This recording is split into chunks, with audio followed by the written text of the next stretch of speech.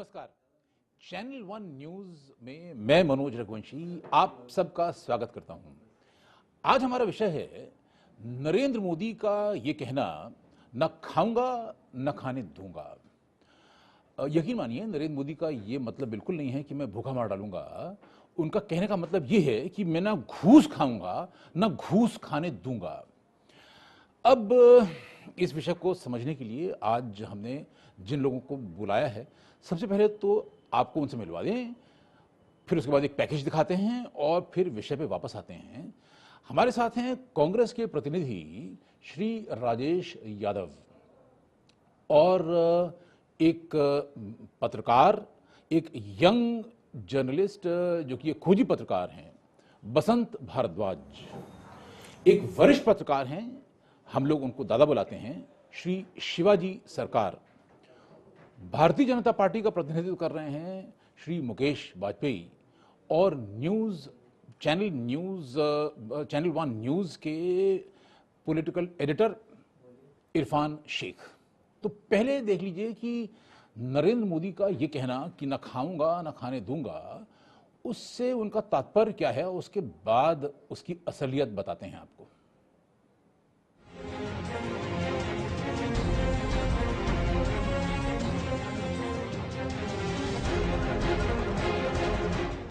न खाऊंगा न खाने दूंगा, ये वो शब्द है जिसे 2014 में हुए लोकसभा चुनाव के दौरान बीजेपी की तरफ से या फिर ये कह ले एनडीए की तरफ से प्रधानमंत्री पद के उम्मीदवार नरेंद्र मोदी ने चुनावी सभाओं में कई बार कहे थे।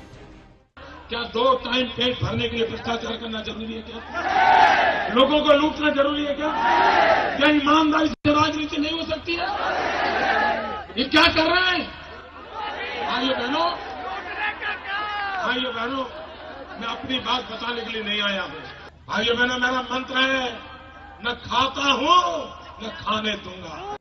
वैसे ये जुमले यहीं खत्म नहीं हुए, बल्कि पीएम बनने के बाद भी नरेंद्र मोदी ने इसे कई बार दोहराए।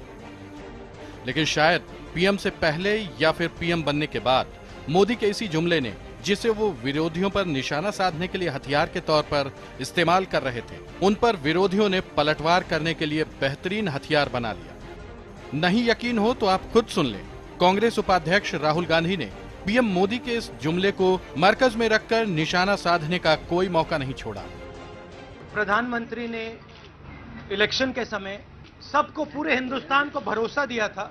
उनके शब्द मैं आपको याद दिलाना चाहता हूं, ना मैं खाऊंगा ना मैं खाने दूंगा। प्रधानमंत्री के शब्दों में वजन होना चाहिए। हमारे जो प्रधानमंत्री हैं वो हवा में बात करते हैं, जो भी इनके दिल में आता है ये कह देते हैं और इनकी क्रेडिबिलिटी आस्ते आस्ते आस्ते आस्ते जमीन में जा रही है। हमने प्रधानमंत्री जी से कहा, ललित मोदी जी के बारे में, मोदी जी के बारे में आप क्या सोचते हैं? कोई जवाब नहीं मिला। सुषमा स्वराज जी के बारे में क्या सोचते हैं? कोई जवाब नहीं मिला। बात राहुल गांधी या विरोधियों तक सीमित रहती तो कोई बात समझ में आती, लेकिन अब तो मोदी के अपने भी मौके की नजाकत के खिलाफ अपनों को भी निशाने पर ले रहे हैं। जी हाँ, आपने सही समझा, बात कीर्ति आजाद की हो रही है। बीजेपी के दरभंगा से सांसद कीर्ति आजाद ने डीडीसीए को मुद्दा बनाकर अरुण जेटली को निशाने पर लेने में कोई कोर कसर नहीं छोड़ रखा है। कीर्ति आजाद ने तो संसद में ही इस मुद्दे को उठाकर अपने ही पीएम के न खाऊंगा न खाने दूंगा वाले बयान के संदर्भ में ये बताने की कोशिश की है कि सब कुछ ठीक नहीं चल रहा है। 114 करोड़ में ये स्टेडियम बना और 900 करोड़ में रेनोवेशन जवाहरलाल नेहरू स्टेडियम या यहाँ पर हुआ था। जिन लोगों ने उतने में की, उनका जो हश्र हो रहा है वो तो सब हम लोग कोई देख रहे हैं। लेकिन मैं माननीय सदन को यह भी बताना चाहता हूं कि एसएफआई ने जो किया था वह एक सिविल था। अभी हमारी सरकार पूरी तरीके से इस भ्रष्टाचार के विरुद्ध लड़ रही है, और यदि न लड़ रही होती तो हमारी सरकार ने 23 अक्टूबर को सीबीआई का नोटिस डीडीसीए को 2008 से लेकर 2013 तक न दिया होता। जाहिर सी बात है, कीर्ति के इस कदम से सबसे ज्यादा राहत आम आदमी पार्टी को मिली है, क्योंकि पिछले दिनों दिल्ली सरकार के प्रधान सचिव के दफ्तर में सीबीआई रेड के मुद्दे को लेकर दिल्ली सरकार और केंद्र सरकार आमने सामने है और दिल्ली के सीएम केजरीवाल ने जेटली के खिलाफ जोरदार मोर्चा खोल दिया है।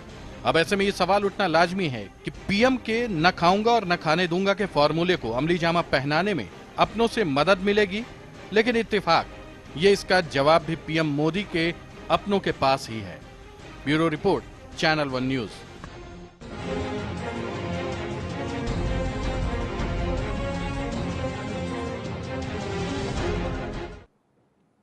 देखिए, नरेंद्र मोदी का आइडिया बहुत अच्छा है कि ना घूस खाऊंगा ना घूस खाने दूंगा। एक हमारे नेता थे श्री जयप्रकाश नारायण, लोकनायक बुलाते थे उनको। उन्होंने भी एक बहुत बड़ा नारा दिया था, संपूर्ण क्रांति। लेकिन जब बाद में उनसे पूछा गया कि संपूर्ण क्रांति से आपका क्या मतलब, अच्छा, उस संपूर्ण क्रांति के नारे पे मतलब मार्च 1977 में जनता पार्टी की सरकार आ गई। लेकिन जब बाद में पूछा गया कि संपूर्ण क्रांति से क्या मतलब, उनको मतलब ही नहीं पता था। उन्होंने कोई मतलब ही नहीं, परिभाषा ही नहीं बताई। अब ये ना खाऊंगा ना खाने दूंगा, ये ऑटोमेटिकली, असल में ये अरुण जेटली का जो विषय शुरू हो गया, ये तो ऑटोमेटिक सा विषय है। ना खाऊंगा ना खाने दूंगा पे ऑटोमेटिक सा विषय है। मतलब जैसे कंपास की सुई होती है ना, वो टक से घूम के एकदम नॉर्थ की दिशा में पॉइंट करने लगती है, चाहे जैसे मर्जी आप उसको घुमाइए, वो फिर सुई घूम के वहीं। तो इस समय सुई घूम के बार बार अरुण जेटली की दिशा में तो जा ही रही है। लेकिन इस प्रोग्राम में हम आपको कुछ ऐसी बातें बताएंगे जो कि जिसके ऊपर अभी तक चर्चा नहीं हुई है, किसी भी चैनल पे चर्चा नहीं हुई है। सबसे पहले, जो कि नॉर्मली प्रथा नहीं है, लेकिन मैं उस प्रथा को तोड़ते हुए ये शुरुआत कर रहा हूं। आज हमारे पैनल पे जो सबसे कम उम्र के पैनलिस्ट हैं, बसंत भारद्वाज, जो कि एक खोजी पत्रकार हैं, उनसे मेरा सवाल है कि बसंत, बात सिर्फ ना खाऊंगा ना खाने दूंगा की नहीं है, बात है न पीऊंगा न पीने दूंगा की भी। गुजरात में नशाबंदी का कानून लागू है, जहां पे कि शराब की बिक्री मना है। आप 2014 का जब चुनाव का दौर चल रहा था तो गुजरात गए थे, तो क्या आपने वहां देखा कि शराब बिक रही है कि नहीं बिक रही है? नरेंद्र मोदी मुख्यमंत्री थे उस समय। हाँ मनोज जी, मैं गुजरात काफ़ी बार गया हूँ। वहाँ कम से कम जहाँ जितने भी लोग शराब पीने के शौकीन हैं, दिल्ली हो, मुंबई हो, लखनऊ हो, जहाँ पर भी लोग शराब पीते हैं, उन्हें कम से कम शराब पीने के लिए दुकान तक जाने का कष्ट तो करना ही पड़ता है। गुजरात में ये भी नहीं करना पड़ता, क्योंकि गुजरात में क्योंकि वहाँ पे नशा मतलब शराब पीना बैन है, इसलिए वहाँ पर घरों में शराब बिक रही है। अब आपको वहाँ पर जाके घर चाहे तो बगल वाले घर में जाइए, पैसा दीजिए और शराब ले लीजिए। मतलब घर घर में बिक रही है, मतलब हर घर में नहीं बिक रही है, लेकिन हम ये नहीं कह सकते हर घर में बिक रही है, लेकिन घर घर में बिक रही है। घर घर में मतलब मैं तो जहाँ पर नरेंद्र मोदी जी एज ए मुख्यमंत्री रहते थे, वहां से बहुत ज्यादा दूर नहीं, 200-300 मीटर, 500 मीटर इतनी दूरी पे शराब बिक रही थी। और वहां पर मैंने अगर जो बेचने वाले थे, क्या उनके मन में कोई डर था कि हमारा नाम किसी को पता ना लग जाए, हमारा मोबाइल नंबर किसी को पता ना लग जाए? क्या वो छुप के दे रहे थे, जैसे कि मतलब ब्राउन कागज में लपेट के दे रहे थे शराब की बोतल? देखिए, मैंने खुद शराब खरीदी वहां पर और खुलेआम बिक रही थी।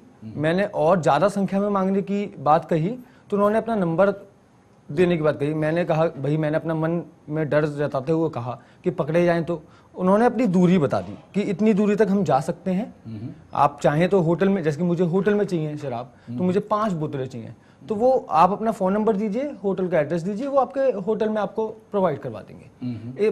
बल्कि मेरा मानना यह है कि गुजरात में शराब पीना ज्यादा आसान है, क्योंकि वो आपको, उन्हें मालूम है कि यहाँ तक हमें मतलब यहाँ पे कोई दिक्कत नहीं आने तो वाली। क्या वो अपना नाम बताने को तैयार थे, मोबाइल नंबर बताने को तैयार थे? बिल्कुल बिल्कुल सरेआम बिल्कुल अच्छा, बताने क्या को वो तैयार। छुप के घरों में बेच रहे थे कि वो सड़क पे आके आपको जहां आप खड़े थे वहां बेच रहे थे? बिल्कुल सड़क के नारे बेच रहे थे। बोतल मतलब खुली बोतल है, दिखाई दे रहा है कि बिल्कुल शराब है। और ड्राइवर को पता है। आप वहां पर नाम भी ले रहे थे कि मेन्यू की कौन सी शराब कितने की बिकती है, कौन सी कितने की बिकती है? बिल्कुल वहां पे शराब बैन है, लेकिन वहां पे ये है कि सीधी सी बात है, क्योंकि शराब बैन है तो उसका रेट ज्यादा है। आपको जो मतलब आप अपने मन में शराब का नाम लेंगे, उस शराब का रेट अपने आप बढ़ आता है और वो आपको शराब मिलती है। वहां पे आपको हर ब्रांड मिलता है। मतलब काला धंधा जो है वो ज्यादा पनप रहा है। बिल्कुल बिल्कुल। और बल्कि बैन जहां जहां होता है, कोई भी चीज जहां बैन होती है, वहां पे ये सीधी सी बात हो जाती है कि वो काला धंधा उजागर होने लगता है, ज्यादा संख्या में होने लगता है। दादा शिवाजी सरकार जी, ये बात बसंत की सही है कि जहां पे भी बैन, जैसे कि बंसीलाल ने हरियाणा में बैन लगा दिया था शराब के ऊपर, तो वहां पे भी शराब का नकली धंधा, मतलब नाजायज धंधा शुरू हो गया था। और अमेरिका में भी एक बार प्रोहिबिशन लग गया था, पूरे अमेरिका में शराब पे पाबंदी लग गई थी। तो उस समय जो एक गॉडफादर नॉवल है मारियो पुजो की, जिसके ऊपर मूवी भी बनी है द गॉडफादर, उसके अंदर जो गॉडफादर है डॉन वीटो कॉर्लियोनी, वो उसके पनपने का एक बहुत बड़ा कारण था कि उसने जब शराब पे पाबंदी लग गई अमेरिका में तो उसने ये नाजायज काला धंधा करना शुरू कर दिया शराब डिस्ट्रीब्यूट करने का। जो ऑलिव ऑयल की ट्रक्स थी उसके, वो टैंकर्स में अब ऑलिव ऑयल ना ले जाके वो शराब ले जा रहा था उसके लोग, और वो एक मतलब खरबपति बन गया, बहुत ही अमीर आदमी बन गया और सबसे बड़ा सबसे पावरफुल माफिया डॉन बन गया। तो दादा ये जो गुजरात में भी ये काला धंधा, नरेंद्र मोदी तो मुख्यमंत्री थे, बड़े काबिल मुख्यमंत्री थे, उनको तो चप्पे चप्पे की खबर हुआ करती थी। तो अगर गली गली में वहां पे शराब बिक रही है, नकली धंधा, नाजायज धंधा चल रहा है, काला धन घूम रहा है सरे आम सड़क पे, वो नाम भी नहीं छुपा रहे, मोबाइल नंबर भी बताने को तैयार हैं, दारू की बोतल सरेआम सड़क पे ले आके भरी दोपहरी में बेच रहे हैं, तो इसका मतलब उनको पूरा भरोसा है ना कि हमारा जो माफिया है उसके चलते हमारे ऊपर कोई कार्रवाई नहीं हो सकती, और नरेंद्र मोदी को खबर होगी 100%, और उसके बावजूद ये धंधा चल रहा है। गुजरात में आपने जो शराबबंदी की बात की, वो कोई ऐसा नहीं था कि बीजेपी के शासन आने के बाद शुरू हुआ। वो कम से कम पिछले 30 साल या उससे ज़्यादा से वहाँ शराबबंदी है। जब मोरारजी देसाई ने पाबंदी लगवाई, नशाबंदी शुरू करवाई, बिल्कुल, तब से वहाँ पाबंदी लगी हुई है ऑफिशियली। पर वहाँ ये भी सुविधा है कि अगर आपको शराब चाहिए तो आप परमिट रूम में, खास करके टूरिस्ट के लिए परमिट रूम में जाइए, परमिट कार्ड लीजिए और शराब तब भी ले सकते थे आप, ऐसी कोई समस्या नहीं थी। और परमिट रूम में अगर आप होटल में रह रहे तो होटल वाला वो इंतज़ाम करके आपको दे जाता था। तो ये गुजरात में पिछले 30-35 साल से या ज़्यादा से चल रहा है।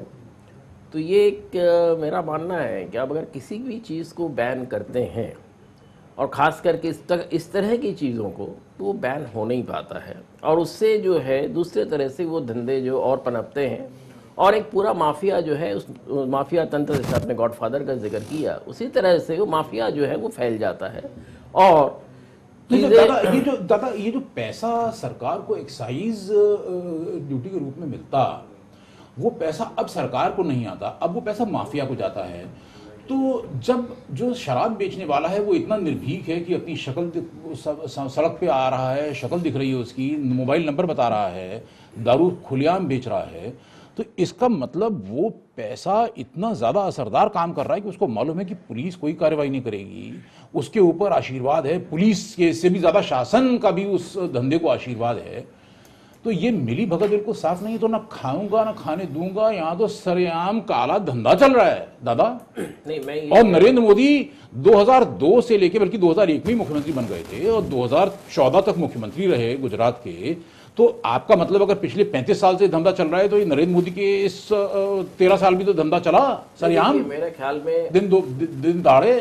जहाँ भी आप इस तरह का बैन लगाते हैं, चाहे शराब पे और किसी भी चीज़ पे इस तरह का आप बैन लगाते हैं जिसको पीने से या खाने से आप नहीं रोक सकते हैं, तो उससे एक तो जो आपने जिक्र किया, एक तो जो एक्साइज ड्यूटी या टैक्सेस का जो लॉस होता है वो तो एक होता ही है, और वो पैसा माफिया को जाता है ना। नहीं, और माफिया से जाहिर है कि माफिया से वो पैसा ऊपर भी जाएगा ना, वो पहला माफिया को जाता है, पुलिस को जाता है, और भी जो एडमिनिस्ट्रेटिव विंग्स हैं उन सबको जाता है। पुलिस क्या, पुलिस तक रुक जाता है कि पुलिस से भी ऊपर जाता है? मैंने कहा ना, पुलिस और उससे जुड़े हुए जितने भी ऑर्गेनाइजेशन नहीं, मतलब बॉस के पास भी जाएगा कि नहीं जाएगा, सवाल अब ये तो अंदर की बात है। खाऊंगा खाने दूंगा का हम थोड़ा सा विश्लेषण करना चाहते हैं। कहां तक वो जाता है ये तो जब आप पूरा इन्वेस्टिगेट करेंगे तब आप बता सकते हैं। सीधे सीधे किसी पे आरोप लगाना मुझे नहीं लगता है कि सही है। पर उसके साथ एक चीज और है, जो सरकारी खर्च है ऐसे अनप्रोडक्टिव बैन्स को लगाने में, वो खर्च भी उतना ही होता है या उससे ज्यादा होता है जितना कि शायद टैक्सेस से आता। तो ये जो दूसरा एस्पेक्ट है, और तीसरी चीज जो है, जिस तरह का क्रिमिनल तंत्र पैदा होता है और उससे पूरे समाज के लिए जो खतरा पैदा होता है, उसके बारे में भी हम नहीं सोचते हैं। इसलिए मेरे को लगता है कि इस तरह के बैन लगाने से अच्छा है कि आप जो उस पे जो एक्साइज ड्यूटी है उसको 1000% लगा दीजिए। जिसको पीना है वो पिएगा। इस समय नशाबंदी का विषय नहीं है, इस समय विषय है न खाऊंगा न खाने दूंगा। विषय ये है, अगर नरेंद्र मोदी की नाक के नीचे पूरे गुजरात के अंदर सरेआम दिन दहाड़े एक काला धंधा पनप रहा था, और कोई भी आदमी गुजरात जाए तो पहले 15 मिनट के अंदर उसको दिखाई दे सकता था, तो नरेंद्र मोदी कितने काबिल मुख्यमंत्री थे कि उनको ये धंधा दिखाई नहीं दिया, कि दिखाई देने के बाद भी आंख बंद कर रखी थी। तो मुकेश वाजपेयी जी से हमारा सवाल है कि देखिए, आप जब प्रमुख होते हैं किसी संस्था के, तो आपकी जिम्मेदारी होती है, जैसे अरुण जेटली का जिक्र आया था अभी हमारे पैकेज में, तो आपकी जिम्मेदारी होती है उस संस्था में सारा काम ईमानदारी से हो।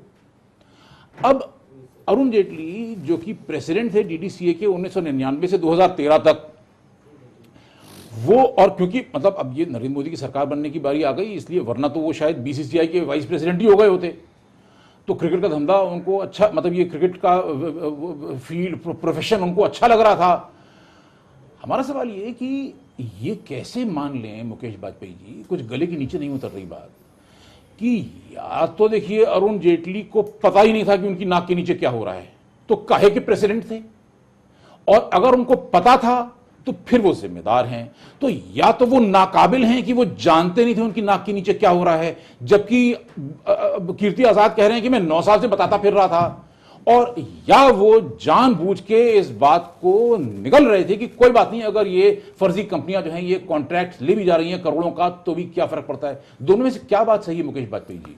मनोज जी, जो आप कहना चाह रहे हैं या जो आप कहलवाना चाह रहे हैं, मैं समझ रहा हूं उस बात को, और आपकी बात का मैं जवाब दूं कि देखिए, मैं उससे पहले एक छोटी सी एक टिप्पणी कर दूं। प्रशांत जी ने जो बताया कि मैं गुजरात गए और मैंने भी खरीदी, तो पहले तो इन्होंने ही गलत काम करा जो खरीदी, और इसकी अगर इनको पता था तो उसकी कंप्लेंट करना इनका फर्ज बनता था, और इसको हाईलाइट कर रहे हैं। पत्रकार होने के नाते कंप्लेंट इन्वेस्टिगेट ही करने गए। मैं इसीलिए यही कह रहा हूँ, इनसे उम्मीद यही रखते हैं। मैंने इनको भेजा था इन्वेस्टिगेशन के लिए, मैंने ही भेजा था। मैं यही कहा, मैं इनसे उम्मीद यही रखते हैं कि इस तरह के मामले उजागर करें और इसको कंक्लूजन तक ले जाए। मैं यही उम्मीद कर रहा हूँ इनसे कि एज ए पत्रकार होने के नाते इन्होंने अच्छा काम करा। चलिए, आप अरुण जेटली वाले को कंक्लूजन तक पहुंचा दीजिए ना। अभी आपने देखा होगा दिल्ली यूपी में तंबाकू पे प्रतिबंध लगा था, आज आप देख लीजिए ना कितना। आप अरुण जेटली से आप तंबाकू पे जा रहे हैं। नहीं, मैं बैन पे आ रहा हूं। आपने जहां से स्टार्ट करा, मैं वहीं पे आ रहा हूं। देखिए, जब भी खाने पीने की चीजों में बैन लगता है तो आप ये मान के चलिए कि आप जब तक उसके मैन्युफैक्चरिंग बंद नहीं कर देंगे, वो कहीं ना कहीं किसी ना किसी रूप में थोड़ा बहुत बिकता रहेगा। आप तंबाकू का उदाहरण ले लीजिए, आप शराब का, चाहे हरियाणा हो चाहे गुजरात हो, आप वहां का उदाहरण कैसा लगेगा? दूसरी बात में अगर कल आपको ये पता लगे कि ये जो मैन्युफैक्चरिंग हो रही है गुजरात में, नाजायज शराब बिकने की जो मैन्युफैक्चरिंग हो रही है, आपको कैसा लगेगा सुन के? अगर आपको ये पता लगे कि वो मैन्युफैक्चरिंग करने का काम आपके ही कुछ कार्यकर्ता कर रहे हैं, देखिए, और आपके नेतृत्व के संरक्षण में ये काम अगर हो रहा हो तो आपको पता लगे तो कैसा लगेगा आपको? मैं कह रहा हूं ना, मैन्युफैक्चरिंग आप बंद कराना चाह रहे हैं मध्य प्रदेश के अंदर, दमन दीव के अंदर, मान लीजिए आपके कार्यकर्ता बना के गुजरात के अंदर इस नाजायज धंधे के लिए सप्लाई कर रहे हो, तो मैं कह रहा हूं ना कि जब भी स्टेट गवर्नमेंट को इस तरह की कोई भी जानकारी मिलती है तो छापा पड़ता है, बंद होते हैं और उनको सजा मिलती है। आप जो आरोप लगा रहे हैं, मैं उस आरोप को बिल्कुल निराधार मानता हूं। हाँ, कुछ अब इसमें जरूर आप ही के नेताओं ने कुछ इशारा किया है, मुझे उसी बात को दोहरा रहा हूं। मनोज जी, मैं बता रहा हूं, हो सकता है कि कहीं ना कहीं कुछ लोग इसमें इन्वॉल्व हो, और वो सिर्फ इस बात से कि मैं इस पार्टी का हूं, फलाने पार्टी का हूं, वो बात फैलाना चाहते हो, लेकिन ना तो इसमें कोई सरकार की भूमिका, ना हमारी पार्टी की भूमिका है। मैं पूरे जोर से इस बात को कहना चाहता हूं। दूसरी बात, अगर अरुण जेटली जानबूझ के इस बात को निगल रहे थे कि 1999 से 2013 तक डीडीसीए में जो फर्जी कंपनीज को फर्जी कॉन्ट्रैक्ट दिए जा रहे थे डीडीसीए की तरफ से करोड़ों के, इस बात को जानबूझ के निगल रहे थे कि वो इतने नाकाबिल थे कि उनको दिखाई नहीं दे रहा था कि उनकी नाक के नीचे क्या हो रहा है। हाँ, अब आप जवाब ले लीजिए। देखिए, जब इस बात की एक सांसद ने पार्लियामेंट में एक कंप्लेंट, ये एक आवाज उठाई, 9 साल से बोल रहे हैं, उसके बाद 2012 में 9 साल से आपको आगाह कर रहे थे। मैं 2012 में, जब तो ना अरुण जेटली जी किसी विभाग के मंत्री थे या किसी सरकारी पद पे थे, और ना बीजेपी की, ना तो दिल्ली में ना केंद्र में सरकार थी। एक सेकंड, हाँ, मैं उसी पे आ रहा हूं। उसके बावजूद भी जब एक केंद्र सरकार एक इंक्वायरी बिठाती है, और वो इंक्वायरी अगर उस क्लीन चिट दे देती है कि इसमें जो उस समय के तत्कालीन अध्यक्ष थे उनका कोई भी रोल नहीं पाया जाता है, और अगर जो कुछ कमियां हुई है वो, मेरा सवाल ये है, धांधली हुई है तो आप मान रहे हैं? देखिए, मैं बिल्कुल नहीं, अब मेरा सवाल ये है, मैं बिल्कुल नहीं मान रहा हूं धांधली हुई है। मैं आपको यही तो फैक्ट, क्लीन चिट ये कहां मिली है कि धांधली नहीं हुई है? मैं इसीलिए तो आप पूरी बात तो सुनिए, धांधली नहीं हुई है मनोज जी, बिल्कुल क्लीन चिट मिल गई, बिल्कुल। आप बात तो सुन लीजिए ना। मेरा सवाल दूसरा है। मेरा सवाल ये कि क्या अरुण जेटली जानबूझ के इसको स्वीकार कर रहे थे कि ये फर्जी कंपनियां करोड़ों का घोटाला कर रही हैं, या वो इतने नाकाबिल थे कि उनको समझ ही नहीं आ रहा था कि उनकी नाक के नीचे 1999 से 2013 तक 14 साल क्या होता रहा? देखिए, अरुण जेटली ना तो डायरेक्टली ना इनडायरेक्टली ना तो वहां पे इस तरह की कोई ऐसी बात हुई है। ये जरूर आरोप लगे हैं, ये आरोप किसने लगाए हैं ये अलग बात है, लेकिन जो इंक्वायरी हुई है उसमें ये सारी बातें तथ्य सामने निकल के आया है कि हाँ कुछ अनियमितताएं हैं। राजेश यादव जी, एक सेकंड मैं कंप्लीट कर लूं। देखिए पूरा मैसेज जा रहा है, पूरी पब्लिक देख रही है, मैं जरा कंप्लीट कर लूं। जिस उस कमेटी में आप लास्ट पैरा पढ़ेंगे उसमें क्लियरली कंक्लूडिंग जो रिमार्क्स दिया उसमें दिया गया है कि हाँ कुछ अनियमितताएं जरूर हुई हैं, लेकिन कोई भी डायरेक्टली चेतन चौहान वगैरह ने तो यहां तक कह दिया कि अगर कुछ अनियमितताएं हुई हैं तो उसके लिए हम लोग जिम्मेदार हैं, अरुण जेटली जिम्मेदार। मतलब कहने का मतलब यह है कि अनियमितताएं नहीं हुई हैं ऐसा तो कोई भी नहीं कह रहा ना। राजेश यादव जी, जो मुकेश वाजपेयी जी की बात से लग रहा है वो तो ऐसा कह रहे हैं कि कोई अनियमितता हुई ही नहीं है। नहीं आप देखिए, फिर मैं उनको बोले, आपने बोल दिया, आपकी बात समझ में आ गई, अब उनको जवाब। मैंने ये कहा है कि अनियमितताएं हुई हैं, इस रिपोर्ट में आया है। वो अनियमितताएं कैसी थी कि किसी में नोटिस देर से पहुंचा, कहीं मेल टाइम पे नहीं पहुंचा, किसी का कम्युनिकेशन टाइम पे नहीं हुआ, इस तरह की अनियमितताएं थी, ये फैक्ट में आया है। राजेश यादव जी, मैं अपने दर्शकों से इस बात को कहता हूँ, अजीब सी बात है कि मतलब नाजायज शराब का धंधा चल रहा है, ना पीऊंगा ना पीने दूंगा वाले नियम को तोड़ते हुए गुजरात के अंदर मुख्यमंत्री नरेंद्र मोदी की नाक के नीचे धंधा चलता रहा और इसका सबूत है हमारे पास। ऐसे नहीं कह रहा हूं आपसे, हवा में नहीं बात कर रहा हूं, सबूत है हमारे पास। मानहानि का दावा कर देना, बता दूंगा। तो दावे के साथ कह रहा हूं कि ये नाजायज धंधा चलता रहा है। अब क्या है कि सरकार का कोई रोल नहीं है। अरे सरकार का रोल नहीं तो किसका रोल है? आप ही का काम है लॉ एंड ऑर्डर मेंटेन करना, आप ही का काम है लॉ मेंटेन करना। ये लॉ ही तो है, लॉ बनाया हुआ है कि शराब नहीं बिकेगी, तो उस लॉ को क्यों नहीं मेंटेन कर पा रहे? राजेश यादव जी, आप इस बात से कितना सहमत हैं कि कोई अनियमितता ही नहीं हुई है? देखो फिर आप रघुवंश जी, ये तो वाजपेयी जी तो कहेंगे पार्टी का पक्ष हर आदमी रखता है, ये इनकी मजबूरी है। हालांकि इनके बड़े बड़े नेता सब कह गए हैं कि इसमें गड़बड़े हैं, लेकिन वो बचाव करते हैं कि इसमें वित्त मंत्री जी का कि इनका कोई रोल नहीं है। बचाव करते हैं, गड़बड़ है ये कहते हैं सब। जिस पार्टी का जो जेटली साहब जिस चीज के प्रेसिडेंट हैं, जो उनके नेतृत्व में हैं, अब कोई सेना युद्ध लड़ रही है और वो कहेगा जी हार जाए तो सेनापति की जिम्मेदारी नहीं होती है, तो जेटली साहब की बिल्कुल जिम्मेदारी है। और देखिए यही नहीं, आप ये देख लिए इनकी पार्टी के सांसद ने मुद्दा उठाया और उनको सजा दे दी इन्होंने। सही बात है। और जब क्या ये प्रधानमंत्री जी मोदी साहब देख नहीं रहे थे?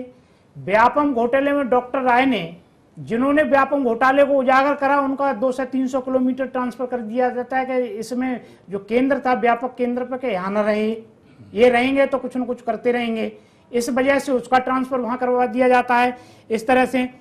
और आप देखिए ललित कांड में पूरा पार्लियामेंट नहीं चला, मोदी साहब एक शब्द नहीं बोले, पार्लियामेंट का इतना समय इन्होंने खराब करा और बचाव करते रहे अपने तीनों मंत्री का, सुषमा स्वराज जी का, मुख्यमंत्री वसुंधरा राजे का। 300 करोड़ का कालीन घोटाला हुआ, इन्हें नजर नहीं आया। आप देखिए जो इनके महाराष्ट्र के मंत्री हैं विनोद तावड़े, उन्होंने कहा 191 करोड़ का घोटाला था, उन्होंने अपने मित्र को टेंडर दे दिया, वो इनको घोटाला नजर नहीं आया। पंकजा मुंडे का 206 करोड़ रुपए का घोटाला था, उन्होंने जब महाराष्ट्र सरकार ने, जब कांग्रेस की सरकार थी, एक प्रक्रिया आई कि 50,000 से जो भी ऊपर खर्च करेंगे आप अखबार में ऐड देंगे या टेंडर देंगे, लोग आपको अप्लाई करेंगे, वो सिस्टम से चलेंगे। तो प्रधानमंत्री को वो नजर नहीं आया। कहते मैं देश की ऐसी सेवा करूंगा कि ना खाऊंगा और ना खाने दूंगा। अब बताइए ये किस तरह का खाऊंगा ना खाने दूंगा, सब इनके नाके तले हो रहा है। मुकेश वाजपेयी जी बोलना चाह रहे हैं, मैं मुकेश वाजपेयी जी एक सवाल आपसे, मुकेश वाजपेयी जी पूछ भी लेता हूं, साथ में मतलब सवाल भी पूछ लेता हूं अपना, आप जवाब इनका भी और मेरा जवाब दे दीजिए एक साथ। मुकेश वाजपेयी जी, भारतीय जनता पार्टी का जो इल्जाम था कांग्रेस पार्टी के ऊपर, जिसकी वजह से कांग्रेस पार्टी चुनाव हारी है 2014 का, पिछले साल लोकसभा का, वो इल्जाम ये था कि आपके जो शीर्ष नेता थे, आपके प्रधानमंत्री मनमोहन सिंह, वो इस भ्रष्टाचार को ये आरोप नहीं, आज भी कोई ये नहीं कह रहा है कि मनमोहन सिंह ने पैसे खा लिए, मनमोहन सिंह की ईमानदारी पर कोई उंगली नहीं उठा रहा है, लेकिन मनमोहन सिंह की नाक के नीचे ये हो रहा था। और मतलब कोलगेट की 147 फाइलें प्रधानमंत्री के कार्यालय से गायब हो गईं। इस हद तक पहुंच गया था भ्रष्टाचार, जिसकी सजा मिली कांग्रेस पार्टी को कि केवल 44 सीटें मिली लोकसभा में, लीडर ऑफ ऑपोजिशन बनने का मौका नहीं मिला। मतलब जब 77 में जब जनता पार्टी की वेव आई थी तब भी 154 सीटें आई थी कांग्रेस पार्टी की। जब पूरा यूपी 85 सीट थी, पूरी साफ हो गई थी, इंदिरा गांधी बिहार गई, संजय गांधी बिहार गए, पूरा बिहार की 54 सीट साफ हो गई, और दिल्ली, हरियाणा, राजस्थान, हिमाचल, गुजरात, ये सब साफ हो गया था, तब भी कांग्रेस की 154 सीटें आई थी। अब की बार 44 आई। क्यों? यही तो आरोप था ना आपका कि मनमोहन सिंह के कार्यकाल में उनके नीचे लोग भ्रष्टाचार करते रहे और मनमोहन सिंह ने उसको नहीं रोका। तो आपके ऊपर वही आरोप तो लग रहा है मुकेश वाजपेयी जी।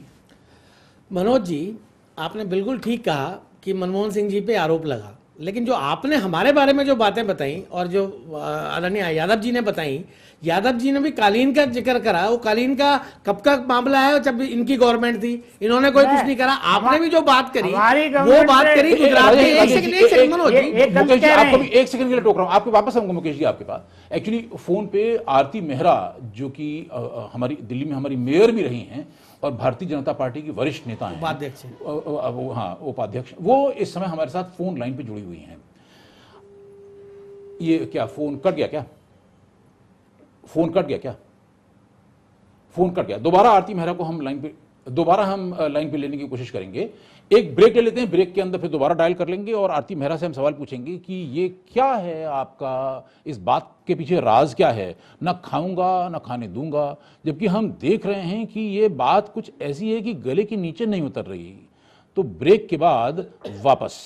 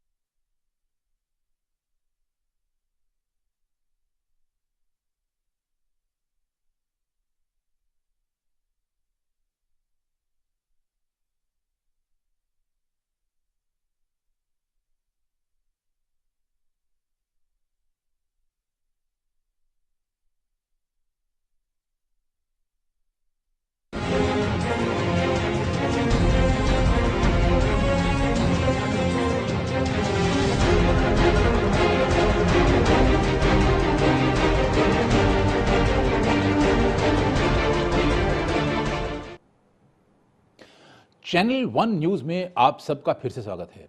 हम बात कर रहे हैं नरेंद्र मोदी के उस वाक्य के ऊपर, न खाऊंगा न खाने दूंगा। अब हमारे साथ आरती मेहरा, जो कि भारतीय जनता पार्टी की वरिष्ठ नेता हैं और दिल्ली की हमारी मेयर भी रही हैं, उपाध्यक्ष हैं, वो इस समय हमारे साथ फोन पे मौजूद हैं। आरती, आपके प्रधानमंत्री हैं श्री नरेंद्र मोदी। उन्होंने ये बोला था न खाऊंगा न खाने दूंगा, लेकिन हम जो देख रहे हैं, चाहे नरेंद्र मोदी की नाक के नीचे गुजरात के अंदर काला धंधा पनपता रहा है शराब का, नशाबंदी के बावजूद, चाहे अरुण जेटली 1999 से 2013 तक डीडीसीए के प्रेसिडेंट रहे, जिस संस्था की वो रखवाली कर रहे थे, उस संस्था के अंदर आप ही के एमपी कह रहे हैं, कीर्ति आजाद की 9 साल से मैं आगाह कर रहा था कि यहाँ पे नाजायज काम हो रहे हैं, फर्जी कंपनियों को कॉन्ट्रैक्ट दिए जा रहे हैं करोड़ों के। तो मतलब या तो देखिए, आप अरुण जेटली की तरफ से ये बात कहिए कि वो इतने नाकाबिल हैं कि बावजूद इसके कि वो इसके अध्यक्ष थे संस्था के डीडीसीए के, उनको 14 साल तक कुछ दिखाई नहीं दिया, और या आप इस बात को कबूल करिए कि वो जानते तो सब थे लेकिन किसी कारण से चुप रहे। नहीं, न तो वो चुप बैठे, न वो, देखिए अरुण जेटली जी का जो पूरा जीवन जो है वो इतना ऑनेस्ट, इतने अपराइट, इतने एडमिनिस्ट्रेशन के पॉइंट ऑफ व्यू से और वैसे इतने उनका स्ट्रॉन्ग कैरेक्टर रहा है कि उससे उंगली उठाने वाले खुद ही दाराशाही हो जाएंगे और हो रहे हैं। आज जो इरेगुलरिटीज की बात है, इरेगुलरिटीज में जिसने जो इरेगुलरिटी करी होगी, क्योंकि एक बड़ा व्यक्ति एक बड़ा सोचता है और उस बड़े को विजन देखता है, उसे क्रिएट करता है। उन्होंने वो विजन देखा और एक सपाट मैदान को एक इंटरनेशनल स्टैंडर्ड का पूरा क्रिकेट स्टेडियम बना दिया। अब उस व्यक्ति के विजडम में जो जो करने योग्य था, अगर उसे करने वालों ने किसी भी तरह की करप्शन की है तो वो किसी को न रोक रहे हैं, न किसी को बचा रहे हैं। वो मेथड ऑफ आरती आरती आरती आरती आरती माफ कीजिए, आरती आरती आरती आरती आरती एक मिनट, एक सेकंड रुकिए, मेरी बात जरूरी है थोड़ा। ऐसे तो मायावती ने भी जो वो बड़े बड़े हाथी बनवाए थे, वो भी तो सपाट मैदान ही था, बड़े बड़े हाथी बनवा दिए थे। हमारा सवाल ये है, नहीं हमारा सवाल आरती, हमारा बहुत सीधा सवाल है। अरुण जेटली न किसी को रोक रहे हैं, न हमारा सवाल ये कि अरुण जेटली को अगर ये पता लगे कि जिस संस्था का मैं अध्यक्ष था वहां पे 14 साल तक ये बदमाशी हो रही थी, तो अरुण जेटली को तो इस समय दहाड़ना चाहिए कीर्ति आजाद की तरह कि क्यों बदमाशी कर रहे थे, मैं तुम्हारे खिलाफ। अरुण जेटली को इंक्वायरी ऑर्डर करनी चाहिए, जांच करा के फौरन अपराधियों को बंद कराना चाहिए। अरुण जेटली न किसी को रोक रहे, मतलब ये कैसा वाक्य हुआ आरती? देखिए ऐसा है, पूरी तरह से अरुण जेटली जी जो उन्होंने क्रिएट करा वहां पे, और वो अपनी तरफ से पूरा कर रहे हैं और इन्वेस्टिगेशन के लिए उन्होंने पूरी छूट दे रखी है।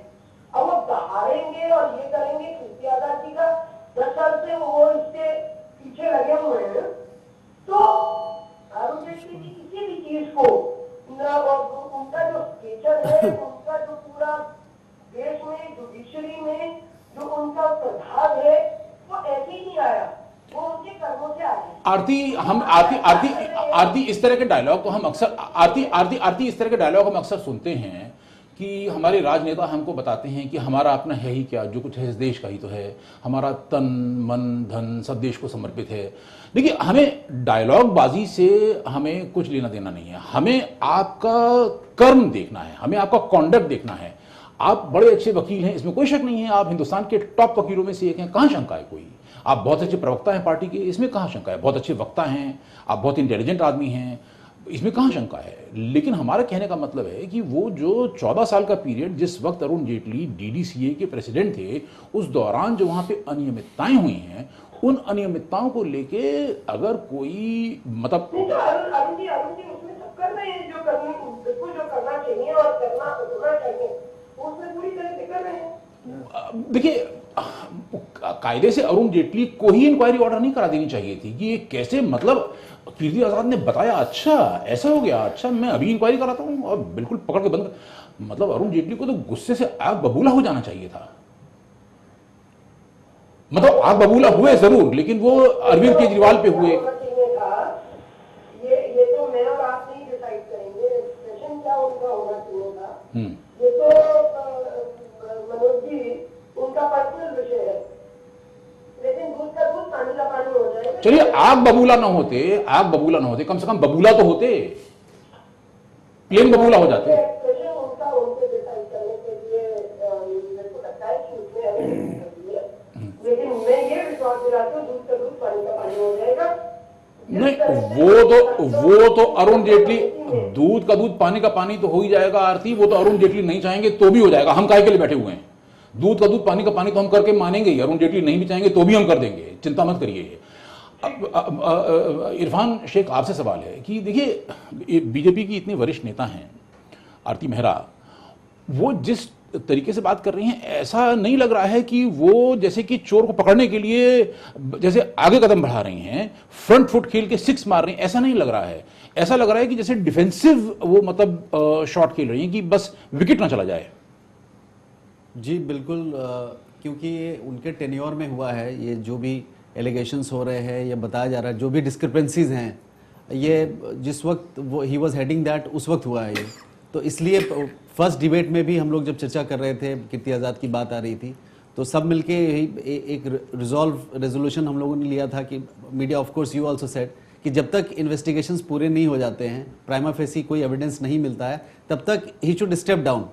और उससे पहले ही मोदी जी ने ये कह दिया था कि ये बिल्कुल साफ निकल जाएंगे, before there was any inquiry, Advani ji की तरह। जी, आडवाणी जी की तरह जी इशारा हाँ, जी किया हाँ। था। तो ये सारी चीज़ें बहुत कॉम्प्लेक्स है और ऑडियंस इस चीज़ों को देख रहा है। लेकिन मैं आपको एक, मनोज जी, एक छोटा सा परसेप्शन बताऊंगा। जो एक आम आदमी जो ऑटो में जा रहा है, बस में जा रहा है, उनका ये परसेप्शन है कि Modi ji, I am sorry, मतलब I agree with what you have said, लेकिन थोड़ा सा डिफरेंट है कि मोदी जी के कोई बेबी नहीं है, कोई बच्चा नहीं है, कोई लड़का नहीं है, कोई फैमिली नहीं है, और वो दिन भर काम करते रहते हैं, सोते भी, मतलब वो ये है, सब जर्नलिस्ट नो कि ब्यूरोक्रेट्स को 2 बजे रात को उठा देते हैं, मिनिस्टर्स को, एमपीज को फ़ोन कर देते हैं कि भैया क्या हो रहा है, सुबह जल्दी मीटिंग बुला लेते हैं, और कई बार ही कॉल्स 9 साढ़े 9 बजे वो कॉल भी कर देते हैं दफ्तर में। मेरी डॉक्टर हर्षवर्धन से बात हुई, बोले भैया जल्दी दफ्तर पहुंचना पड़ेगा, पूरी मॉनिटरिंग हो रही है। ये बातें कुछ हैं इसमें, इरफान, इसमें कोई शंका नहीं है। जी जी। लेकिन दादा, हमारा सवाल आपसे ये है जी कि परिवार न होना, ये दावा तो देखिए मायावती के भी कोई परिवार नहीं है, जयललिता की भी कोई परिवार नहीं है, तो ऐसे में देखिए परिवार न होना क्या अपने आप में इस बात का सर्टिफिकेट है कि आपकी नाक के नीचे कोई धांधली नहीं हो सकती? नहीं जी, I am coming to that. आप सबसे बड़ी चीज क्या है कि 5+5 10 years ऑफ कांग्रेस रूल, उसमें पब्लिक ये वजन देख रही है कि कितना ज्यादा था वो, और अभी ये थोड़े से समय में आए हैं और इनका क्या हो रहा है। तो पब्लिक के परसेप्शन में है कि थोड़ा सा मौका इनको दो। मैं ये नहीं कह रहा हूँ बिल्कुल सब कुछ ठीक है, I am nobody to say that. सारे इन्वेस्टिगेशंस हो रहे हैं, पुलिस एजेंसीज है, सीबीआई है, इंक्वायरी, सब कुछ हो रहा है। वी एज अ मीडिया हम देख ही सकते हैं, और अपने जैसे साथी बैठे हुए हैं वो स्टिंग ऑपरेशन कर सकते हैं, एंड्रॉइड फोन से कुछ शूट कर सकते हैं, किसी से कुछ ले सकते हैं, तो तथ्य सामने आ जाएगा। आपने जैसे कहा कि वी ऑल आर देयर, मतलब मॉनिटरिंग हो रही है जबरदस्त। दादा, बसंत एक छोटा सा इनपुट चाहते हैं कि आप गुजरात कभी और भी गए हों और कभी आपने और भी कुछ देखा हो, वहां पे किसी और तरह के टैक्स की चोरी भी हो रही हो? जब नरेंद्र मोदी मुख्यमंत्री थे तब की बात कर रहा हूं मैं आपसे। मनोज जी, मैं गुजरात गया था। गुजरात का एक शहर है मोरबी, जहाँ टाइल्स का बिजनेस होता है, जो घर में टाइल्स लगाई जाती हैं ऑफिस में। वहाँ पर हम लोग टाइल खरीदने गए, तो वहाँ पर क्या था कि आप टाइल खरीदिए, एक तो आपका एक ट्रक में मान लीजिए 500 बॉक्स आते हैं, तो वो आपको 700 बॉक्स दे रहे हैं कि आप एक ट्रक में हम आपको 700 बॉक्स भेज के आपका वो करो। ये तो ट्रक के ऊपर वजन ज्यादा मतलब दूसरा हो रहा है, सड़कों का नुकसान, आपको वो कच्चा बिल देते हैं। कच्चा बिल देते हैं, आपका दिल्ली आपका माल आ जाएगा, उस बिल को आप फाड़ दीजिए और उनका वो पैसा आप उनके अकाउंट में डलवा दीजिए, और अलग अलग बैंकों में उनके अकाउंट्स हैं, आप उनका पैसा डलवाइए, आपका टैक्स की बचत हो जाएगी। रोड पे जो उनका फॉर्म 16 और बाकी होते हैं वो सारे बच जाते हैं। तो टैक्स की वहाँ पे बहुत सारी टैक्स की चोरियाँ होती हैं। जिस वक्त आप गए थे मोरबी, उस वक्त क्या ऐसा भी हुआ था कि सेंट्रल एक्साइज की एक टीम ने वहां पे रेड की थी और वहां के लोकल लोगों ने सेंट्रल एक्साइज के लोगों को पीट दिया था, उनका लैपटॉप वगैरह भी तोड़ दिया था? मतलब वहां के जो लोकल एक्साइज के जो ऑफिशियल्स थे उनकी मिली भगत से ऐसा इंसिडेंट हुआ था अखबारों में कुछ ऐसा? बिल्कुल, जब हम लौट के आए थे तो गुजरात के जो अखबार थे उसमें हमें पढ़ने को मिला, और हमने दिल्ली में जाके गुजरात के वो अखबार निकाले तो हमें पता चला कि बहुत मतलब वहाँ के लोगों की पिटाई हुई और उनकी मिली भगत के साथ ही ये सब कुछ हो रहा था। तो दादा, हमारा सवाल ये है कि अगर हम देख रहे हैं कि गुजरात के अंदर जो है वो तरह तरह का टैक्स इवेजन होता रहा है नरेंद्र मोदी के शासनकाल में, जबकि नरेंद्र मोदी बड़े प्रभावशाली मुख्यमंत्री रहे हैं, ऐसा इसमें कोई शक नहीं है कि नरेंद्र मोदी अपनी ज़मीन को बहुत अच्छी तरह समझते हैं, कोई डाउट नहीं है इसमें। उसके बावजूद भी ऐसी चीज़ जो सबको दिखाई दे रही हो, मतलब जैसे एक बार क्या हुआ, वो नई दिल्ली रेलवे स्टेशन पे जैसे घुसते ही इन गेट पे एकदम राइट हैंड साइड पे एक कमरा था। अब तो खैर वहाँ चाय वाय बिकती है, लेकिन पहले वहाँ पे कुली बैठा करते थे। तो मैं गया, उस समय सन 85 की बात है, मैं एक प्रोग्राम करता था द रोविंग आई, ये पहला इन्वेस्टिगेटिव प्रोग्राम था डीडी, उस समय जो डीडी 2 था, मतलब जो बाद में डीडी न्यूज़ बना। तो 2 मिनट के अंदर अंदर मैंने वहाँ पे कहा कि स्मैक मिलेगी क्या, तो 2 मिनट के अंदर अंदर 6 लोग स्मैक बेचने को तैयार हो गए 2 मिनट के अंदर अंदर। तो उस समय जो डीसीपी क्राइम थे, मैंने उनसे सवाल पूछा, मैंने कहा कि ये बताइए कि वहीं सामने पुलिस चौकी है आपकी, बिल्कुल मतलब मुश्किल से 50-60 गज पे 70 गज पे पुलिस चौकी है, सामने पुलिस चौकी एकदम लाइन ऑफ साइट है। जो काम मैं बिल्कुल अनजान आदमी हूं, मुझे नहीं पता कहां स्मैक मिलती है, मैंने इन गेट पे मोटरसाइकिल खड़ी करके पूछा, खटाक से 6 आदमी बेचने चले आए, तो आपकी जो पुलिस चौकी 24 घंटे वहां पे है उसको दिखाई नहीं दे रहा क्या? तो उन्होंने कहा नहीं, एज एंड व्हेन हमको पता लगता है हम एक्शन लेते हैं। मैंने कहा ये बताइए कि आज तक आपने कितने के खिलाफ एक्शन लिया? वो चुप हो गए। हमारा सवाल दादा आपसे है कि ये ना खाऊंगा ना खाने दूंगा, ऐसे तो कई जुमले नरेंद्र मोदी के मुंह से हमने सुने हैं कि 15-15 लाख रुपए सबके अकाउंट में आ जाएंगे, बाद में पता लगा कि मतलब अमित शाह ने कहा नहीं वो तो जुमला था। अब ये ना खाऊंगा ना खाने दूंगा, ये क्या जुमला है कि सच्चाई है? नहीं, मैं सीधे मेरे ख्याल में आपने जो अरुण जेटली की बात की उसमें अगर हम आए, जो एक्शन की बात हम लोग कर रहे हैं, मेरे ख्याल में लीगली उसमें एक इन्फॉर्मिटी है। क्योंकि अगर हम उसको, कई बार लोगों ने कहा कि जो कोलगेट का इश्यूज आए, आपने भी जिक्र किया, तो उसमें जो एक्शन का एस्पेक्ट आया वो जब prima facie everything was established, उसके बाद जब चार्जशीट हुआ, उसके बाद actions, resignations, all those things come. अब जीडीसीए के इस केस में जो है हम देखते हैं कि 3 इंक्वायरीज ऑलरेडी हो चुकी है, और तीनों इंक्वायरीज में जो भी फिक्सेशन ऑफ कल्पेबिलिटी जो है उसमें जो है प्रेसिडेंट का जो नाम है वो कहीं नहीं आ रहा है। सो नाउ अगर लीगली हमें प्रेसिडेंट मतलब अरुण जेटली का नाम नहीं आ रहा, ठीक है, जो भी है उस समय के जो प्रेसिडेंट जो थे, तो ये चीज जब लीगली एस्टैब्लिश नहीं हो रहा है और 3 इंक्वायरीज हो चुके हैं और तीनों इंक्वायरीज पे किसी ने डाउट नहीं किया कि इंक्वायरीज में किसी तरह का किया गया, उसमें एसएफआईओ का भी इंक्वायरी है, सीरियस फ्रॉड इन्वेस्टिगेशन ऑर्गेनाइजेशन का। तो ये सारी चीजें जब आ रही है, उसके बाद भी अगर पॉलिटिकली लेकिन आज ही मैं पढ़ रहा था मोबाइल, यहाँ पे आने से पहले मैंने मोबाइल पे खबर पढ़ी थी आज ही कि जो वकील हैं सुब्रमण्यम, गोपाल सुब्रमण्यम, उन्होंने ये कहा है कि अजीत डोभाल से परमिशन मांग रहे हैं, ये नेशनल सिक्योरिटी एडवाइजर से। मैं बिल्कुल इसी पे आ रहा हूं। वो कह रहे हैं कि हमको बताइए कि कौन अच्छे ऑफिसर्स होंगे जो इसकी जांच करें, बिल्कुल, ताकि कल मुझ पे ये बात ना हो कि भाई मैं इनको जानता था या अब मुझे इनका बैकग्राउंड नहीं पता था, मैंने इनको जांच के लिए लगा दिया। तो जरा आप बताइए, तो इसका मतलब बात खत्म तो नहीं हुई दादा? नहीं, आप चल नहीं रही। अब जी सुब्रमण्यम कौन है ये अभी आपको पता है, आप आम आदमी पार्टी के लोगों ने उनको लगाया, वो पॉलिटिकल अपॉइंटी हैं और पॉलिटिकली वो चीज़ों को पेश आ रहे हैं। दूसरी चीज़, सवाल ये है कि इसमें एनएसए कहाँ से आते हैं? अगर उनको बात करनी थी तो स्पोर्ट्स मिनिस्टर से बात करते, स्पोर्ट्स या होम मिनिस्टर से कहते, जिनका डायरेक्ट परव्यू है।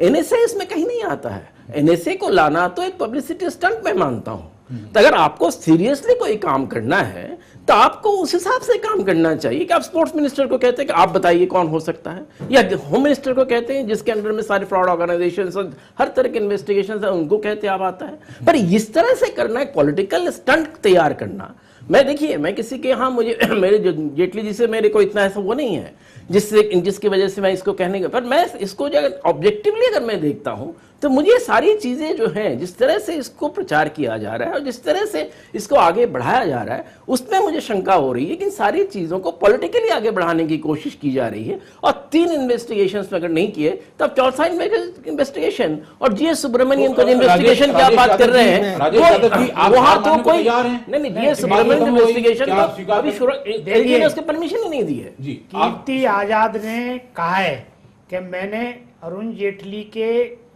घर जाके और जिस पे वो साइन कर रहे थे चेकों पे, मैंने मना करा और कहा कि इसमें घोटाला है और ये चीजें हैं, कह रहे पूरी बताई। तो वो कह रहे मैं उनका अपना आदमी, या वो लोग जिनको उन्होंने टेंडर दिए वो उनके अपने थे, तो मेरे पे विश्वास नहीं करा अपनों पे, और जिनको टेंडर दिए थे उन्हें वो चेक दे दिए। तो सवाल ये उठता है कि अरुण जेटली का अभी तो ये जैसे अभी मुख्यमंत्री ने बताया, उप मुख्यमंत्री ने बताया कि अभी जांच चल रही है, लीक नहीं हुई है, अभी शुरू ही नहीं हुई है। एक बड़ी महत्वपूर्ण बात मैं मुकेश वाजपेयी जी के पास आता हूं, लेकिन एक बड़ी महत्वपूर्ण बात मुकेश वाजपेयी जी से पूछना भी चाहूंगा साथ में। एसएफआईओ ने सीरियस फ्रॉड्स को इन्वेस्टिगेट करने की जो संस्था है, उसने मतलब मैंने उनको सुना, अरविंद केजरीवाल को, ये मैं अपनी बात नहीं कर रहा हूं, अरविंद केजरीवाल ने जो विशेष सत्र में, दिल्ली विधानसभा के विशेष सत्र में बोला, उन्होंने बोला कि कुछ लोग बैठे हुए थे अरुण जेटली के सामने, उसमें से एक ने, अरुण जेटली ने उन लोगों के सामने कुछ ऐसी बातें कही कि चिंता मत करो, मैं रफा दफा करवा दूंगा, और उसके बाद जो है वो एक ने उसमें से लिख के भी दे दिया है, फाइल के ऊपर लिखित मौजूद है वो। ऐसा मैंने अरविंद केजरीवाल को सरेआम बोलते सुना है विशेष सत्र में दिल्ली विधानसभा के अंदर। मुकेश वाजपेयी। मनोज जी, मैं आपसे रिक्वेस्ट करूंगा, मुझे थोड़ा समय दें। यादव जी इनके कीर्ति आजाद जी की बात को तो बिल्कुल सच मान रहे हैं। जो आपकी अपनी एजेंसी थी, जो आपकी सरकार ने अपॉइंट करी थी, एसएफआईओ, क्या आप उसको गलत मानते हैं? एक सेकंड, मैं बोल रहा हूं, मैं आपके बीच में नहीं बोला था। देखिए, जब इनकी अपॉइंट करी हुई कोई अथॉरिटी या कोई इंक्वायरी कमेटी किसी को आरोपी नहीं बनाती है, तो उसके बाद ये मैटर वहीं पे क्लोज हो जाना चाहिए। दादा ने बिल्कुल सही कहा कि पब्लिसिटी स्टंट के लिए आप उसको आप जितना मर्जी उछाले जाओ। दूसरी बात जो आपने केजरीवाल जी की बोली, आपको याद होगा नेशनल हेराल्ड केस चल रहा है, सुब्रमण्यम स्वामी जी ने कोई प्रेस कॉन्फ्रेंस नहीं करी, उन्होंने तथ्य इकट्ठे करे, सबूत इकट्ठे करे और कोर्ट में चले गए। ठीक, अगर अरविंद केजरीवाल जी के पास कुछ भी सबूत है तो कोर्ट में जाएं, कोर्ट में केस करें, कोर्ट के दरवाजे उनके लिए खुले हुए हैं। और अरविंद केजरीवाल के खिलाफ तो डिफॉर्मेशन का केस डाल ही चुके हैं अरुण जेटली जी, वो तो उनको भुगतना पड़ेगा। मैं तो बात आपकी जो आपका आज टॉपिक था, मैं उस विषय पे थोड़ा आना चाहता हूँ। नहीं, लेकिन एक सेकंड, नहीं मुकेश जी, डेफेमेशन का केस कीर्ति आजाद पे क्यों नहीं डाला? कीर्ति आजाद तो बार बार चुनौती दे रहे हैं मेरे ऊपर मानहानि का मुकदमा करिए ना। आपका क्वेश्चन जायज है। देखिए, कीर्ति आजाद जी ने कल भी, आज भी एक प्रेस कॉन्फ्रेंस करी है जिसमें उन्होंने बोला है कि मैं किसी का नाम नहीं ले रहा हूं, मैं अरुण जेटली जी का नाम नहीं ले रहा हूं। कैसे नाम नहीं ले रहा हूं? मैं एक दो कांग्रेसियों के नाम ले दिए। देखिए, आप किसी की बात को समझे, सुने और उसके बाद आप टिप्पणी करें ना। उन्होंने कहा मैं एक संस्था की बात कर रहा हूं कि इस संस्था में कुछ अनियमितता हुई है, कुछ भ्रष्टाचार हुआ है। मैंने कभी नहीं कहा, मैंने कभी नहीं है, हमारा विषय कीर्ति आजाद नहीं है। मैं इसीलिए आ रहा था उसी पॉइंट। कीर्ति आजाद तो सारी दुनिया में डंका बजाते रहे कि मैं 1983 में जो वर्ल्ड कप जीते थे, इंडिया जो वर्ल्ड कप जीत के आई थी, हमने भी पटाखे चलाए थे, मैं उस टीम का सदस्य था। बाद में जब हमारे शिष्यों ने नेट के ऊपर सर्च किया तो पता लगा कीर्ति आजाद ने एक तो रन भी नहीं बनाया था, उसके अंदर एक रन नहीं बनाया था, कोई एक विकेट नहीं लिया। तो उन्होंने ये कब कहा कि उन्होंने सिर्फ ये कहा मैं सदस्य था? अरे तो इसमें ये फैक्ट तो बजा ही रहे थे ना, डंका बजा रहे थे, तो ये अरुण जेटली के केस में डंका बता दिया। अब उन्होंने 2 कांग्रेसियों के नाम ले दिए, तो अब तो मतलब विषय को वो उल्टा दूसरी तरफ मोड़ने की कोशिश कर रहे हैं। मैं कीर्ति आजाद के विषय पे नहीं हूं, मेरा विषय अरुण जेटली है। देखिए, अरुण जेटली डीडीसीए के अध्यक्ष होने के नाते क्या ये बात जानते थे और जानबूझ के हजम कर गए कि वो इतने नाकाबिल थे कि वो जानते ही नहीं थे कि 14 साल उनकी संस्था के अंदर कैसी अनियमितताएं हो रही थी? अभी आपने आरती जी से भी बात करी, वो हमारी पार्टी के उपाध्यक्ष है, उन्होंने स्पष्ट तौर पे कहा कि जब एक बड़ा विजन होता है तो आदमी का जो, जैसे कहते हैं ना, अर्जुन की निशाना कहां, लक्ष्य कहां है, चिड़िया के ऊपर है। उनका लक्ष्य यह था कि दिल्ली में जो क्रिकेट, एक सेकंड, 2013 से पहले वो वित्त मंत्री नहीं थे भारत के, कौन सा बड़ा विजन? प्रेसिडेंट काहे के लिए बने थे कि उनका विजन कहीं और जाएगा? नहीं, विजन ये था कि काहे का विजन था? दिल्ली में एक सस्ता कम दाम में एक स्टेडियम बना के दें। आप कंपेयर करें इंदिरा गांधी नेशनल स्टेडियम, तो फिर दोनों स्टेडियम, तो नेशनल हेराल्ड वाला केस क्यों कर दिया? मैं यही तो कह रहा हूं मैं। अगर किसी के पास अनियमितताएं उनको नजर आई ना, डॉक्टर सुब्रमण्यम स्वामी को अनियमितताएं नजर आई। मनोज जी, तो जब एक चीज अनियमितताओं की बात हो रही है, स्टेडियम बनाने की बात, थोड़ा ऐसे तो कॉमनवेल्थ गेम्स के अंदर भी इतना बढ़िया स्टेडियम बन गया, इतने बढ़िया सा फ्लैट बन गए रहने के लिए, बाद में लोग उसके अंदर रह रहे हैं, तो इतना सब कंस्ट्रक्शन हो गया। ये मतलब कंस्ट्रक्शन के पीछे अनियमितता है कि नहीं है? मैं वहीं पे तो आ रहा हूं। आप जब एक सरकारी संस्था जो कि अपोजिशन पार्टी द्वारा हेड है, वो एक इंक्वायरी करती है इन्हीं सारी सब्जेक्टों पे, इन्हीं सारे विषयों पे, और वो क्लीन चिट दे देती है, उसके बाद ये मामला तो वहीं समाप्त हो गया था 2000। लेकिन बिल्कुल मिल गई क्या राजेश यादव जी? आप उसके बावजूद स्वीकार है कि क्लीन चिट हो गई, खत्म, बात खत्म। नहीं तो ये मना कर रहे हैं कि हमारे जो टाइम में इंक्वायरी हुई थी वो गलत हुई थी। ये कहें इस बात को सब पब्लिक के सामने। आप सुनिए, वो जब 2013 की बात है जिसको ये कह रहे हैं, उसी समय जब हमने कमेटी बनाई, उसके बाद ही हमारी कार्यकाल जो दिल्ली सरकार का पूरा हो गया था। इनको पता है नहीं पता सर? ये SFIO दिल्ली सरकार के अंडर में नहीं आती है, ये सेंट्रल गवर्नमेंट के अंडर में आती है। उसके बाद आपकी सरकार आ गई। अरे कहाँ सेंटर में हमारी सरकार आ गई? आप ये देखिए, 41 करोड़ में आपने किसी टेंडर दिया बनाने के लिए, ठीक है, मैं इस बात से सहमत हूँ, 2, 4, 5 करोड़ 10 करोड़ और लग जाते हैं किसी चीज में। जब आपने किसी जिन एजेंसियों को आपने कॉन्टैक्ट दिया था, कॉमनवेल्थ में यही तो दिक्कत थी। आपने जब कॉन्टैक्ट दिया 41 करोड़ रुपए का, तब उनसे टेंडर में सारी चीज ली होंगी कि इतना सीमेंट लगेगा, इतनी ये लगेगा, इतना ये लगेगा, और ये टोटल हो गया। चलो ठीक है, महंगाई बढ़ जाती है तो 2%, 4%, 10%, 1 से 14 करोड़ नहीं हो जाते हैं वो। और जब क्या आपका कीर्ति आजाद से, तो ये इसलिए कोर्ट नहीं जा रहे हैं कि इनने निलंबन करा है, निलंबन करके वो आगे दबाव में, दबाव में आगे वो। देखिए मुसीबत नहीं राजेश यादव जी, मुसीबत ये थी कि निलंबित करते तो दोनों हालत में दिक्कत थी। अगर कीर्ति आजाद को निलंबित नहीं करते तो भी तो मुश्किल ही थी। निलंबित करने में ये है निलंबन करके रोक दिया, रोक दिया कि भाई तुम मतलब अब वो समझौते में आ गए, डर गए वो। और ना डरते तो कोर्ट जाते से। कीर्ति आजाद डर गए, आपका मतलब है? बिल्कुल ना, तो वो डर गए ना, और उन्होंने अपनी बात स्पष्ट कर दी है कि मेरा किसी भी व्यक्ति पे कोई आरोप नहीं। अब अरुण जेटली का नाम नहीं लिया, दो कांग्रेसियों का नाम ले दिया है। मनोज रघुवंशी जी, मैं किसी का नाम नहीं जानना चाह रहा हूँ। उन्होंने कीर्ति आजाद ने ले लिया दो कांग्रेसियों का नाम। उन्होंने जो जिस संस्था के लिए एक नंबर करने पे ऐसी कौन सी मैंने खता करी, वो क्यों नहीं बता रहे हैं ये लोग? अरे ये हमारा अंदरूनी मामला है ना, हम हमारे को जवाब भेजेंगे, हम जवाब का आंसर देंगे। आप इसमें आप you are not concern about that, आप इसमें कंसर्न ना रहिए। नहीं देखिए, अभी दर्शक आप देखिए, हमारे यहाँ लोकतांत्रिक तरीके से सरकार पार्टी चलती है। हमने उनको एक नोटिस इशू करा, उन्होंने उसका जवाब दिया, उसके बाद डिसिप्लिनरी कमेटी क्या एक्शन लेगी, क्या उस पर होगा, ये जब होगा तो पब्लिक को पता चलेगा।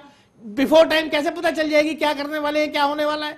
चलिए दूसरी बात वक्त का इंतजार करते हैं, क्योंकि मुझे नहीं लगता कि ये विषय इतनी जल्दी खत्म होने वाला है। जैसे देखिए, आपको याद होगा अमेरिका के एक राष्ट्रपति थे, उनका नाम था रिचर्ड निक्सन। उनका इंपीचमेंट होने जा रहा था और करीब करीब इंपीचमेंट हो ही गया था। अगर रिचर्ड निक्सन ने उस दिन सुबह सुबह रिजाइन ना कर दिया होता तो कुछ ही 1.5-2 घंटे के अंदर उनका इंपीचमेंट हो जाता। लेकिन जब तक वो इंपीचमेंट की नौबत नहीं आई थी, तब तक परत दर परत, कदम दर कदम ये साबित करने की कोशिश की जाती रही कि नहीं कोई अनियमितता नहीं हुई है, और अंत में जाके सच्चाई की विजय हुई। तो हमारी यही कामना है, हमारी यही प्रार्थना है कि इस केस में भी सच्चाई की विजय वैसे ही हो। और ये तो शाश्वत नियम है, ये कोई के अरुण जेटली या नरेंद्र मोदी के ऊपर लागू नहीं है, पूरे ब्रह्मांड के ऊपर ये नियम लागू है। सत्यमेव जयते, सत्य की विजय होती ही होती है। आप जितने भी अपने आप को ताकतवर समझते रहे, सच ही जीतेगा, सच्चाई की ही विजय होगी। वक्त बताएगा। कल रात 8 बजे एक नए विषय के साथ आप सबसे फिर मुलाकात होगी। तब तक के लिए चैनल 1 न्यूज की तरफ से नमस्कार।